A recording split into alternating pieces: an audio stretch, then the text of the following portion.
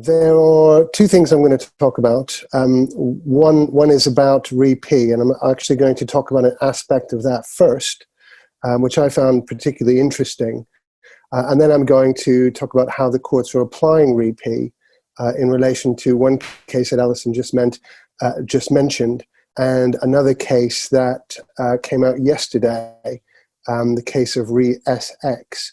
So Allison, if you could take us to the slide about REP and paragraph 26, which I think is 2 slides down.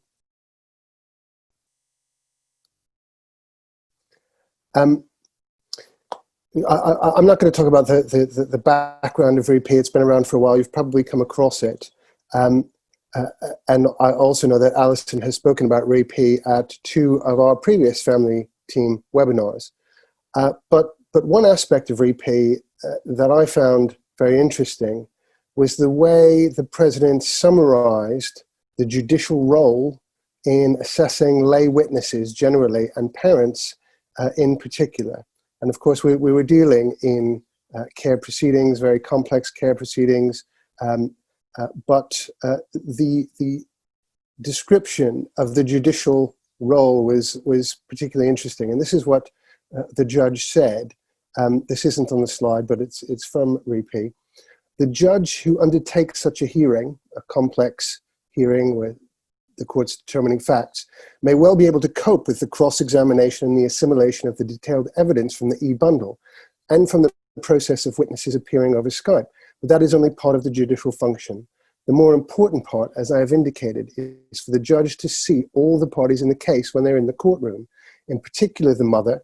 And although it is possible over Skype to keep the postage stamp image of any particular attendee at the hearing up to 5 in all, live on the judge's screen at any one time, it is a very poor substitute to seeing that person fully present before the court. And then he went on to say, I do not consider that a remote hearing for a final hearing of this sort would allow effective participation for the parent and effective engagement either by the parent with the court or, as I have indicated, the court with the parent. I also consider there's a significant risk that the process as a whole would not be fair. So it's this two-way engagement that I think is particularly interesting, because parents in care proceedings, parents generally, but in care proceedings, which is what we're talking about, parents want to be seen and they want to be heard. That's part of the process of the hearing for them. They want to know that they have the opportunity to be seen and heard. They want the judge to get them. Sometimes as their representatives, we don't want the judge to get them. That's the last thing we want. But it's part of their experience, their participation in the hearing. And it's about fairness and transparency, which Allison's going to talk a little bit more about. But this idea that the president expresses of a two-way engagement, it's quite humane, really, and that is exactly what we want to be seeing in the judges we appear before. In any case, any type of case where you have disputed issues of fact, you often have no other evidence than one person's word against the other. There may be little in the way of corroborative evidence, and in those situations in particular, the assessment of witnesses, I think, is crucial. My experience, even with expert witness evidence, there's an expert in the witness box, they've assessed your client, you're cross-examining them. My experience is that the observation by judges of in this case, a parent in court over a period of days can really plant the seed in the judge's mind that the way an expert has assessed a party may not be right. And the judge may have in his or her own mind a question about whether the expert's assessment is correct. So in repeat, that was a significant aspect of the judgment, not just technical issues about a party's participation, but about a two-way process of engagement with a judge. And now, Alison, if you could go back to the previous slide with the other two cases which have applied REP. I'm going to speak first about a case called RE-A, Children Remote Hearing Care and Placement Orders 2020 EWCA Civ 583. That is a case which came out, I think, forgive me, I think that case came out about a week ago. I'll just remind myself. 30th of April, so actually quite longer than that. No, a week ago. That's fair.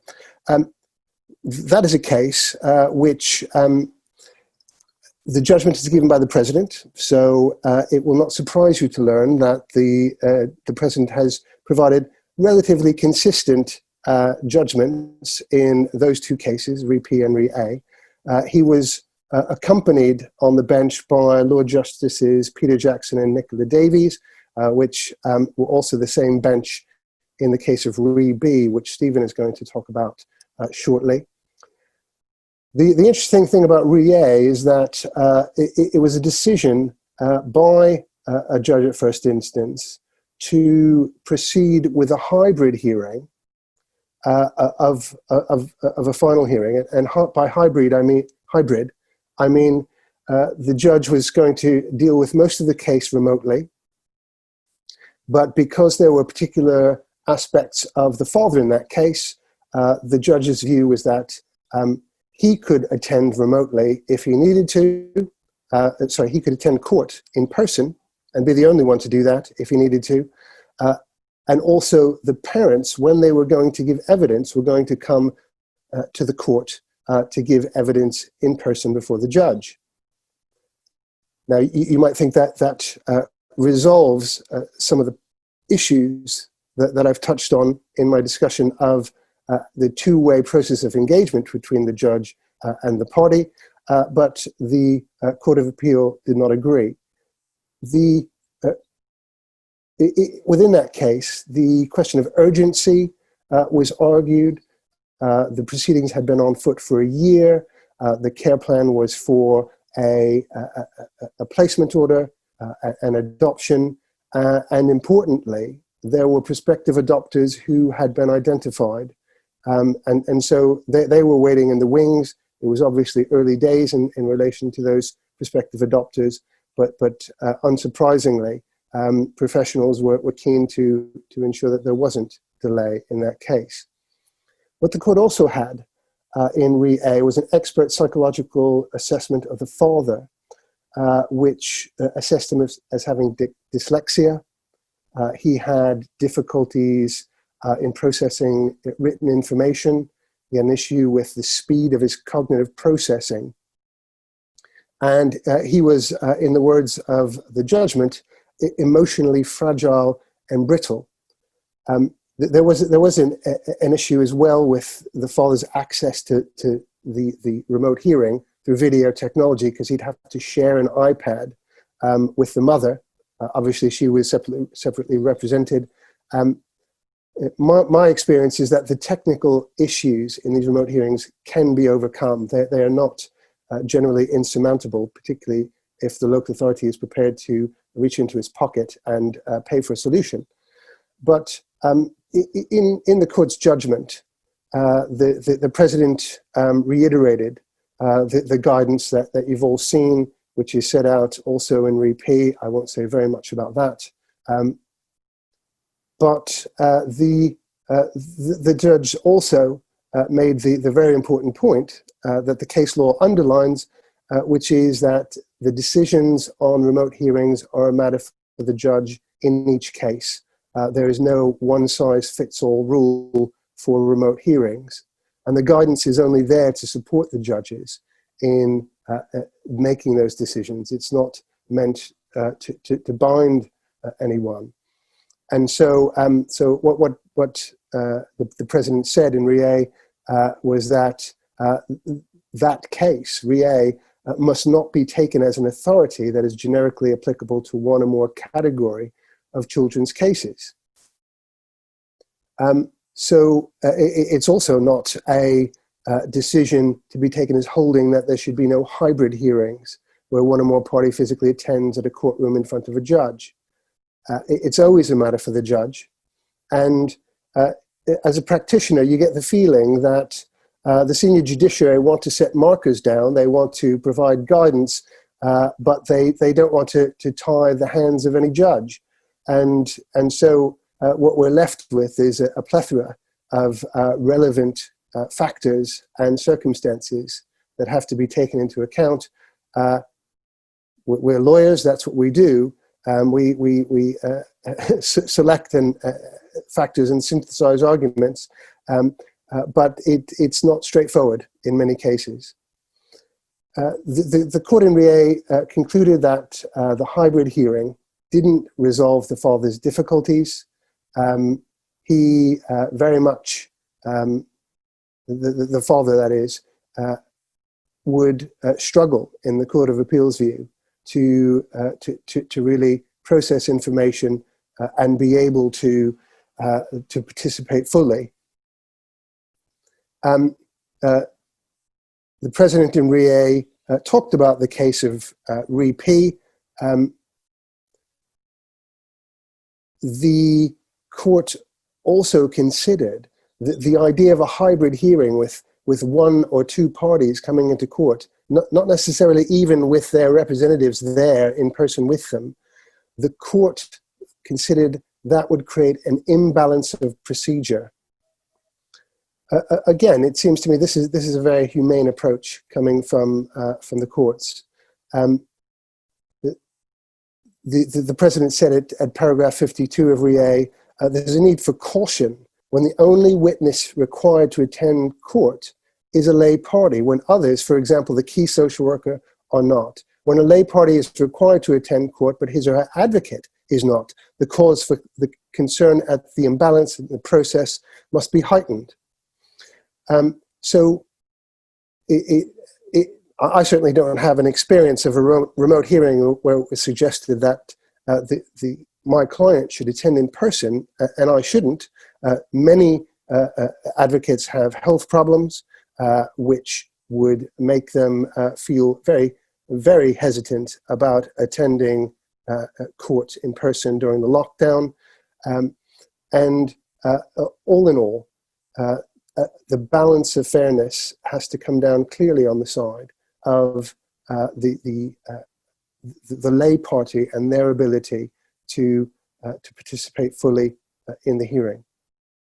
In that case, in RIE, despite the proceedings going on for a year, despite the fact that there were prospective adopters waiting in the wings, the Court of Appeal took the view that the delay was not so pressing that the matter couldn't wait for an adjourned hearing. I'm going to move on to the case of RIE-SX. I'm calling it RIE-SX. The case report, which is on Bailey, it doesn't have a convenient case name, but that is the anonymized child, SX. So I'm calling it RIE-SX, and that is the case reference that you see. This was handed down yesterday. This is a case which has been proceeding remotely since the 15th of April. And there have been various problems, it seems, because of the getting together of the medical evidence and the hearing of the expert medical witnesses.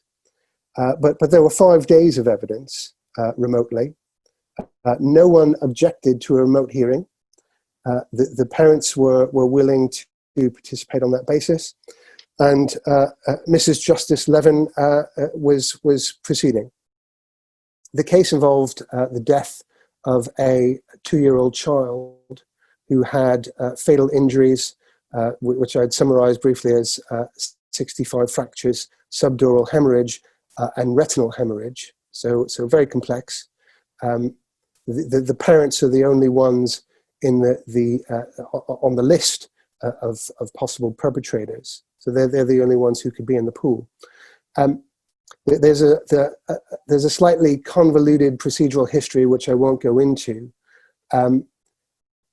but the proceedings came to a bit of a halt on the 27th of April because the father in that case, I think I'm right in saying he self-harmed. He was taken to hospital. His solicitors commissioned a very urgent, psychological report in relation to him, which expressed the view that he had capacity to continue. He had a persistent low mood and would not. The expert opined that he would not be at his best giving evidence. Interestingly, the application before the court was to adjourn the hearing, but not on the basis that a remote hearing would be unfair in itself. If I read ReSX correctly, the application was on the basis that the father was suffering. He was suffering a breakdown, effectively, and on that basis, it would be unfair to proceed. So the judgment of Levin J.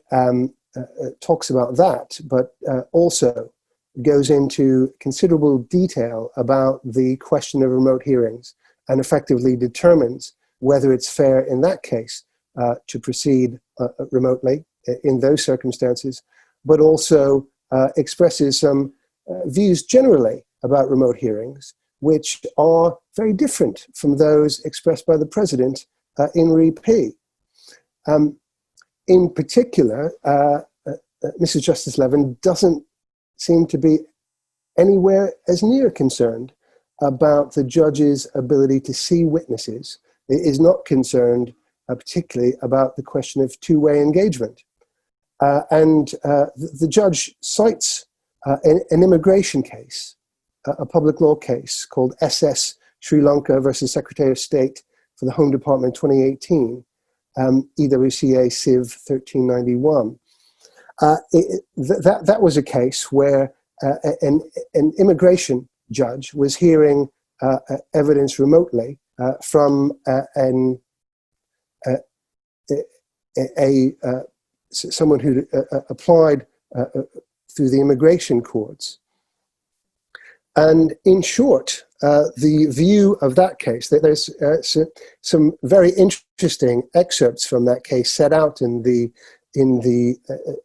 judgment of Mrs. Justice Levin, and I would invite you to read them. I won't go into them in detail, but in short, it is a judicial view from the Court of Appeal that judges' ability to assess witnesses in the witness box is overrated, and it can be actually dangerous to rely on assessing a witness in the witness box. In short, the demeanor of a witness will often not be a good guide to truthfulness. Now, it seems to me this is going to be a good case to cite when you're trying to appeal findings of fact made against your client, and the judge relied very much, as judges so often do, about their assessment of a witness in the witness box. But to stick to the point, Mrs. Justice Levin highlighted that video link evidence is already used for vulnerable witnesses. The father in this case could be said to have been made vulnerable by his breakdown, if I can put it that way. Mrs. Justice Levin cites the Nuffield Foundation research, which she knew was imminent. And I think Allison has swept down and picked that up, and we'll be talking about that in a moment. But Mrs. Justice Levin gives a lengthy weighing of the reasons in relation to these many factors and circumstances which the courts have to consider when deciding whether to hear matters remotely. Just a couple of interesting, not the most important points, but interesting facets of the judgment. Mrs. Justice Levin said she would not proceed remotely with such a complex hearing if a parent could only view it on a mobile phone. So that's helpful. She also said it's much more difficult for the judge to watch the reactions of other witnesses to the evidence. That's something, I'm not sure it's in the judgment of REP, but it's certainly something the President mentioned during the hearing. The judge likes to see how parties are reacting to evidence as it is spoken in court. Mrs. Justice Levin said, although inevitably as a judge one does do that, I'm not sure it's of much forensic value. Although this is a disadvantage of the remote hearing, I do not consider that to be a major issue. So Mrs. Justice Levin is, as we speak, I believe, ploughing on with the case of Re-SX, and we'll have to see what comes out of that.